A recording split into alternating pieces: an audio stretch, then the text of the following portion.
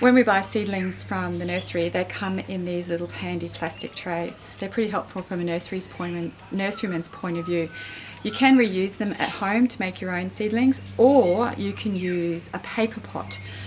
I've decapitated my seedlings more than once trying to pull them out of here when they've got a bit root bound, but if you use a paper pot, that problem is eliminated. You can use a special pot making tool to do it, or you can use things that you have lying around the house. My kids help me do it all of the time, and one of them volunteered to show you how. So I have got my newspaper, my ruler and my pot maker. The things you need to do is cut 10 centimetre slits on the folded edge of your newspaper. Then you'll need to get your ruler and line it up on one of the cuts and turn it down.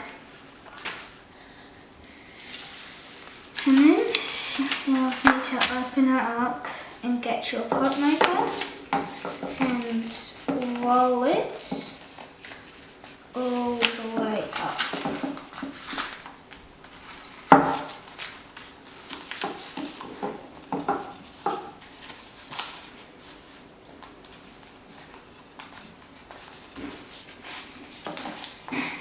Once you've done that,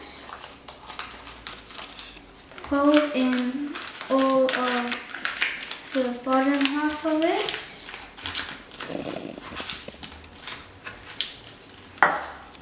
Get the bottom half of it and just push it down quite firmly. And then you just take it off, and there you have it, a lovely pot to put your plants in. So Darcy, when he made his pot, he had pot maker. These are ideal, they're purpose made for the job and they do it really, really well. They buy them online, but if you haven't got one of these and you want to start straight away, there's a couple of other things that you can use. Small jars are good. You can see they both have a similar diameter, as does this old tin of baking powder, which is what I'm going to use. The lid pulls out and that little lip makes it ideal to hold onto. Again, when Darcy did his, he put his on and rolled it up, but if another alternative is to hold it, put your thumb on it, making sure that there's enough there to put a bit of potting mix in, but the most important thing is that you've got enough overlap at the bottom. Not too much and not too little, just the right amount so that when it wraps around, it covers all of the bottom several times.